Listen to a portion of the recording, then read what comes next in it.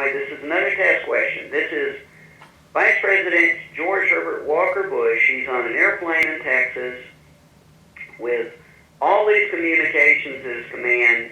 It gets a call from Haig, of course. He doesn't get a call from the Situation Room or anybody else. He gets a call from the Secretary of State telling him the president's been shot, which is really a shock because nobody has communicated with the aircraft as they should have.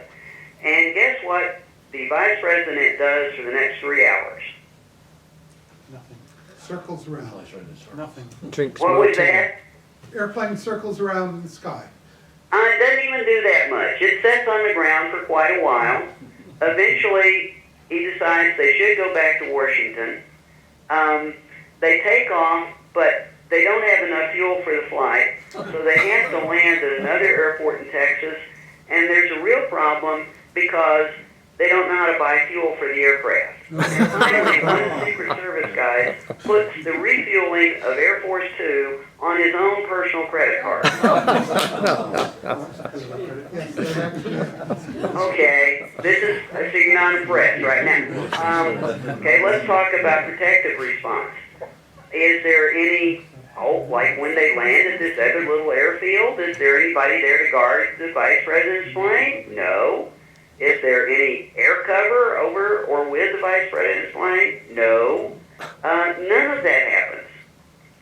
Because I guess the Secretary of Defense is busy arguing with the Secretary of State about who's in charge, and the Secret Service is worried about the President and could care less about them. I don't know, but what is probably most important is George Herbert Walker Bush makes absolutely no telephone call or other communication to put himself in command as Commander-in-Chief. Like father, like son.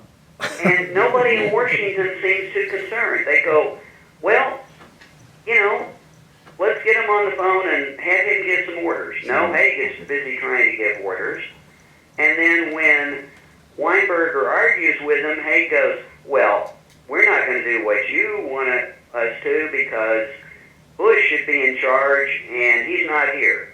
And since he's not here, it's terrible. It's if you want to talk about an exit, it's, again, a good thing the Soviets didn't realize this, or, the temptation might have been too much. So, on command and control, George Herbert Walker Bush does even less than Lyndon Johnson did in Dallas. At least Lyndon Johnson got on the phone and made political and social calls. George Herbert Walker Bush doesn't get on the phone and do anything. It's like he didn't really realize that he was Commander-in-Chief.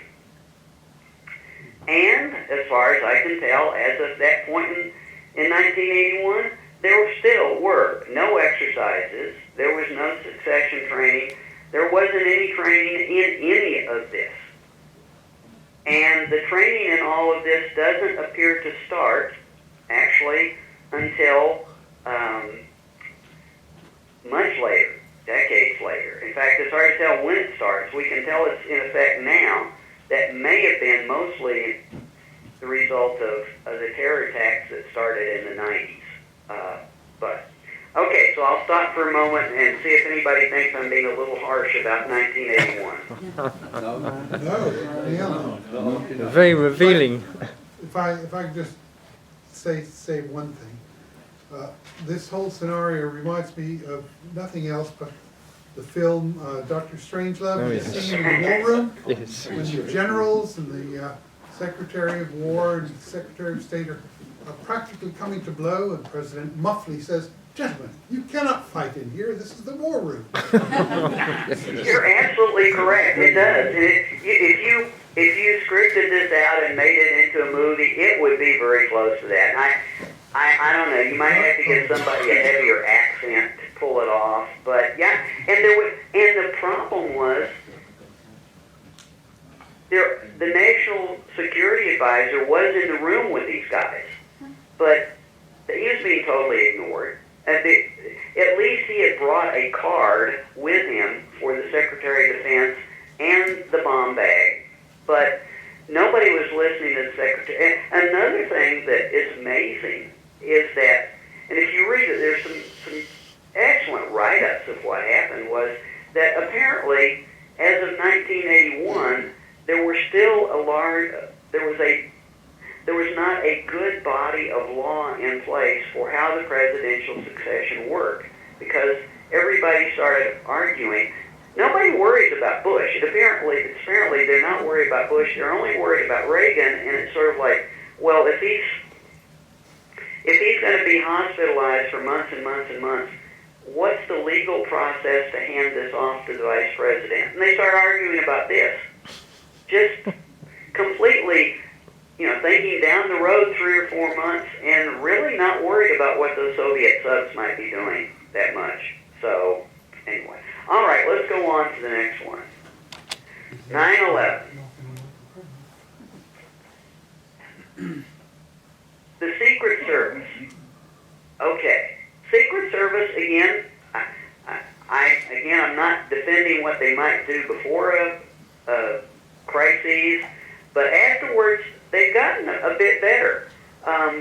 President Bush did have, and if you study 9/11, he was able to go outside the schoolroom where he was reading in Florida and pick up a telephone and be in touch with the White House and get updates about what was going on.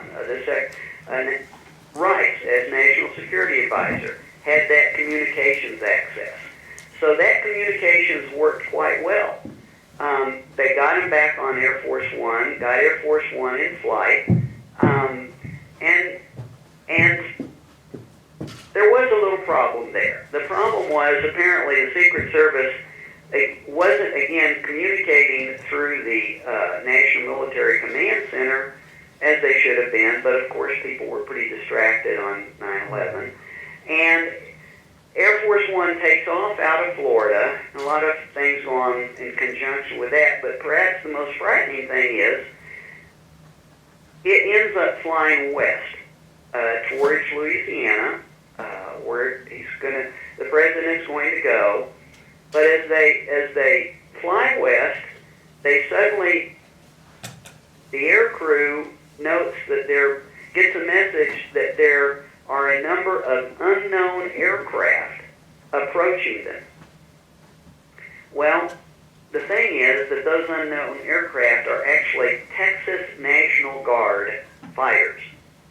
Again, it's a Texas thing. I guess it's like, okay, the Texans have decided that they are going to go protect their president.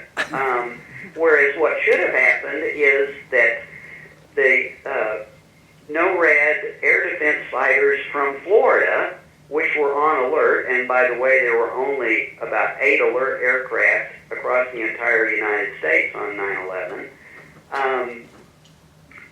should have been scrambled and should have been escorting that airplane, and they were not.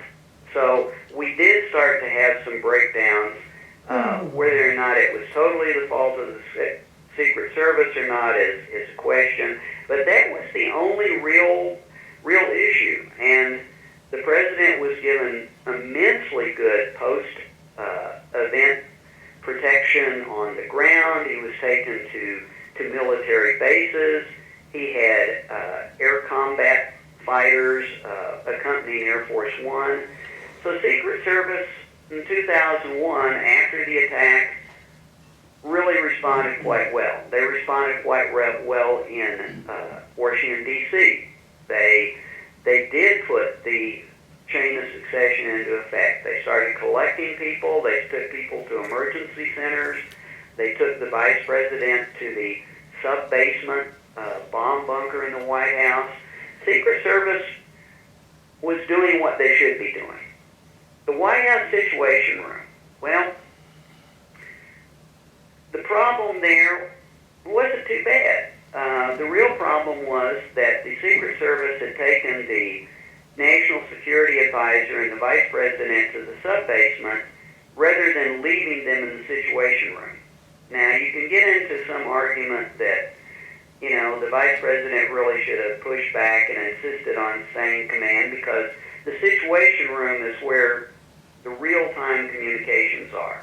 Going down to the sub-basement created some problems. Even though it was networked, one of the problems, and this is not really funny at all, but this whole situation left the person in charge of the national security response of the United States as being Richard Clark, who was an advisor to the National Security Advisor. He had been a terrorism consultant and guru for 3 administrations. The one thing you can absolutely say is this guy knew what the protocols were, knew what should be done. Nobody else did. The vice president didn't. Nobody knew what should be done. Fortunately, Richard Clark did, and just through a chain of sheer circumstance, was in the right place at the right time to be put in charge, because essentially both the vice president and the national security advisor bailed and left him upstairs in the Situation Room. This almost has to be a divine act of providence, because it left the one person who knew what to do in charge. And he started a teleconference and actually started doing things. I made some mention, no matter how good communications are, people can always be the problem. And Clark himself said that he had a real hard time staying in touch with the vice president in the White House bunker, because the vice president's wife was there, and the vice president's wife kept hanging up the national security teleconference line so she could turn the volume up on the TVs and watch what the newscasters were saying. Which proves that all planning can be defeated, by reality, I suppose. But he finally called somebody else and said, that was in the bunker, and said, could you go over and make sure that she can't hang up that phone? Because that's the only way we have to get orders from the vice president, and he's the only one we have to talk to. And I'll get into that in a minute. Okay, so we have some difficulties there, but at least we have Clark in charge. At the National Military Command Center, we have some problems. Why do we have some problems? Because this is a different type of incident than any that we've ever encountered before in the other incidents. It's not a physical attack on a president. But what should have happened, of course, is the Secretary of Defense should have immediately moved to the National Military Command Center, should have sat himself down and started issuing orders and directives, including, in this case, rules of engagement. And one of the reasons that was particularly important in September 2001 is that summer, a directive had been issued from the Joint Chiefs that essentially said all responses to air threats, any military response to an air threat, has to come from the Secretary of Defense, and the Secretary of Defense has to sign off on it, and you're not allowed to do anything without the Secretary of Defense's approval, and it contained no rules for engagement. And it's been thoroughly established as of this point in time that there were no rules of engagement for air threat over the United States. So what's the problem here? Well, somebody has to take control, and somebody has to take the burden of making decisions real time. And for those, again, that have studied 9/11, where was the Secretary of Defense during all this? Anybody? Okay, let's guess.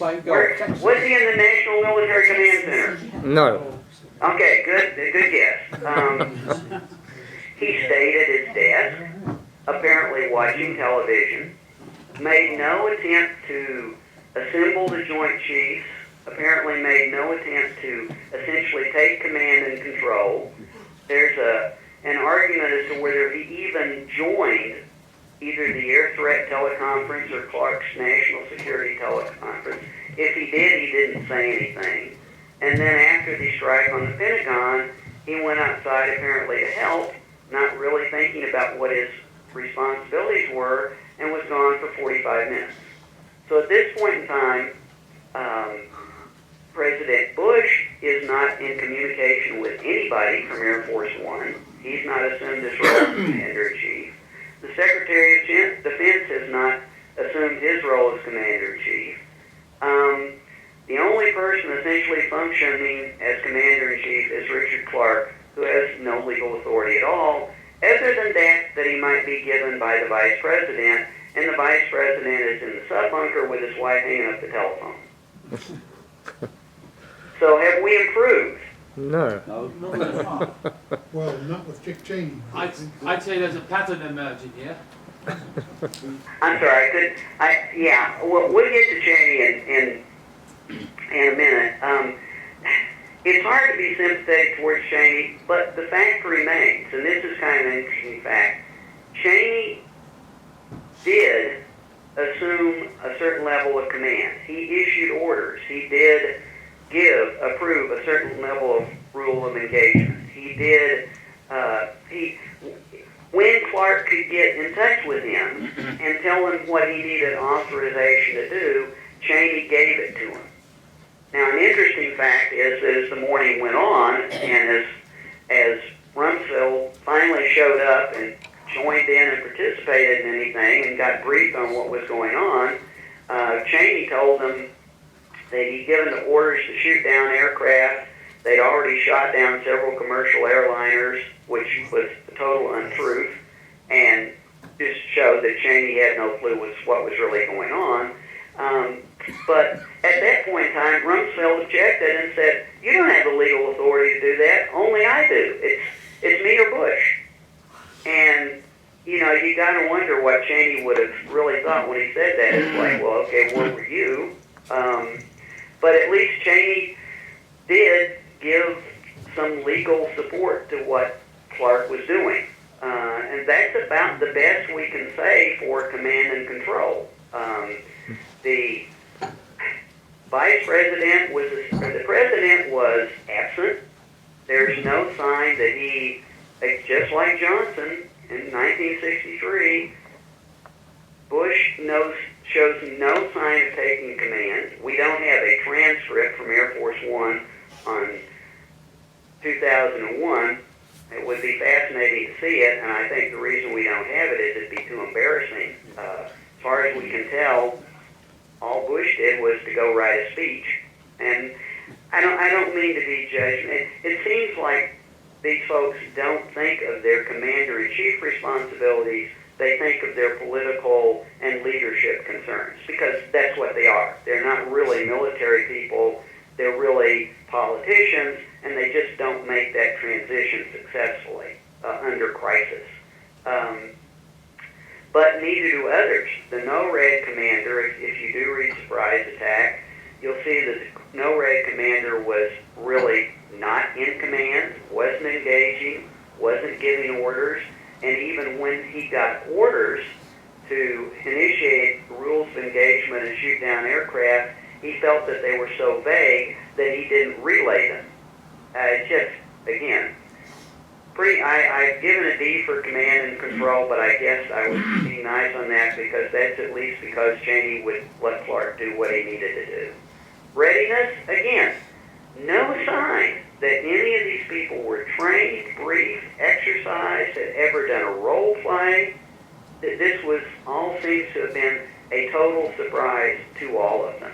And one of my conclusions is that in general, we're talking about people who are not military, who are not highly trained, people who do not, as part of their day job, engage in exercises, who do not practice rapid response.